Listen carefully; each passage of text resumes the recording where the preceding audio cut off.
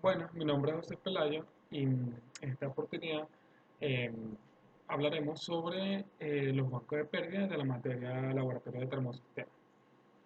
En este contenido vamos a hablar sobre los fluidos, de sus propiedades, de cómo se comporta ante ante al sometimiento de ciertas válvulas o fricción del banco de pérdida como tal.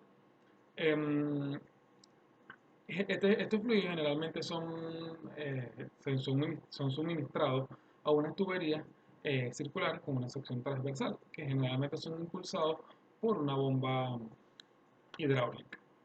Entonces, dicho todo esto, para nosotros poder saber cómo se comportan los fluidos, cuándo van a tener una pérdida eh, de presión o de una pérdida hidráulica, una mecánica, entre otros, es necesario que nosotros sepamos las propiedades principales del fluido. Dicho esto, podemos decir que por lo menos un fluido tiene una viscosidad, que no es más que la resistencia que tiene a ciertas sustancias para fluir. La resistencia que tiene para sufrir deformaciones hacia esfuerzos cortantes o esfuerzos de tracción. Decimos que un caudal es la cantidad de fluido que circula a través de una sección del ducto por una unidad de tiempo. Esto generalmente se identifica como flujo volumétrico y no es más que el volumen que pasa por un área por una cierta cantidad, una unidad de tiempo. La fluidez es la propiedad del cuerpo cuyas moléculas tienen entre sí poca coherencia y toman siempre siempre toman la forma del recipiente donde están contenidos.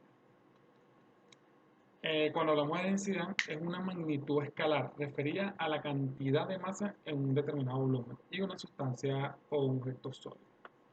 El volumen específico es el volumen por unidad de masa y por lo tanto es inversa de la densidad, que había dicho que era todo lo contrario.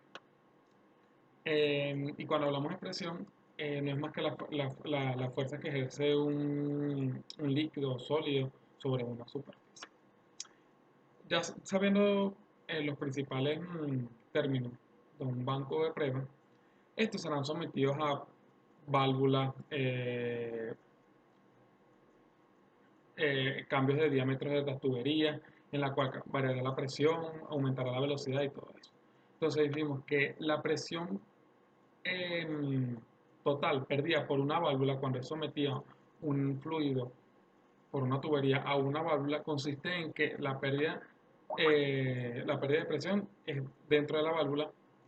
eh, la pérdida de presión en la tubería de entrada es mayor a la que se produce normalmente si no existe válvula en la línea, o sea, que el efecto es muy pequeño, y la pérdida de presión en la tubería de salida es superior a la que se produce normalmente si no hubiera una válvula en la línea. Este efecto sí puede ser muy grande.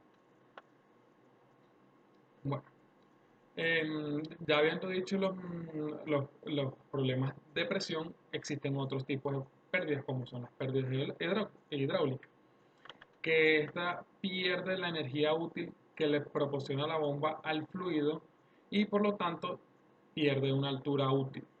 Em, las pérdidas hidráulicas pueden ser de superficie y de forma. Em, la- eh, las de superficie se crean por el rozamiento del fluido con las paredes de la bomba, con el rodete, la corona, el sextril, los sellos, entre otros. O en sí mismo entre las partículas del fluido, de forma que se crea un desprendimiento de la capa límite entre el cambio de dirección y toda la forma difícil del flujo. Otro tipo de pérdidas son las volumétricas, que son pérdidas de caudal y se dividen en dos clases: pérdidas exteriores y interiores. La primera constituye una salpicadura de fluido al exterior y que se escapa por el huevo a la carcasa y el eje de la bomba que la atraviesa. Y cuando hablamos de las pérdidas interiores, son las más importantes y reducen mucho el rendimiento volumétrico de algunas de las bombas, aunque las pérdidas exteriores se hayan reducido prácticamente a cero por una presa estopa de alta calidad. Y por último, podemos hablar sobre las pérdidas mecánicas, que incluyen el rozamiento de presas de estopa con el eje de la máquina, el rozamiento del eje con el coordinate de accionamiento auxiliar. Listo. Hablaremos sobre el efecto Venturi, que no es más que una pérdida de presión cuando es sometido a un cambio de diámetro en la tubería. Dicho de otra manera, consiste en que el fluido en movimiento dentro de un conducto cerrado se disminuye su presión cuando aumenta la velocidad al pasar por una zona de sección menor. Esto, en ciertas condiciones, cuando el aumento de velocidad es muy grande, se llega a producir presiones negativas. Entonces, si en el punto de conducto se introduce el otro extremo de otro conducto, se produce una aspiración de fluido del conducto que se acaba de colocar, que se mezclará con el que circula por el primer conducto a altas velocidades. Em, Este efecto es aplicado en muchos lados, o sea, en la industria, en muchos departamentos, por decirlo así. Em, Uno de los importantes es la aplicación aeronáutica, ya que se utiliza para proveer la succión de instrumentos que trabajan con vacío en los aviones. Es más, el efecto Venturi es el que explica la sustentación del aire de las aeronaves o los aviones de pasajeros.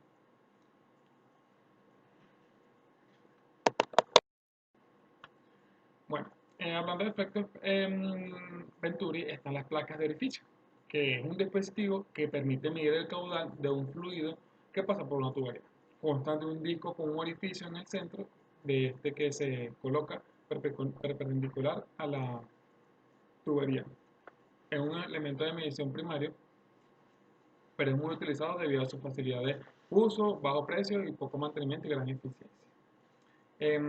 Como ya lo dije, el funcionamiento de la placa de orificio es basado en el efecto Venturi, ya que esta es una placa redonda con un círculo más pequeño, por lo tanto disminuye el tamaño de la tubería principal y este consiste en que es un fenómeno que hace disminuir la presión de un fluido que atraviesa la tubería y este aumenta su velocidad debido a la disminución del diámetro de la tubería, como lo explicaba antes.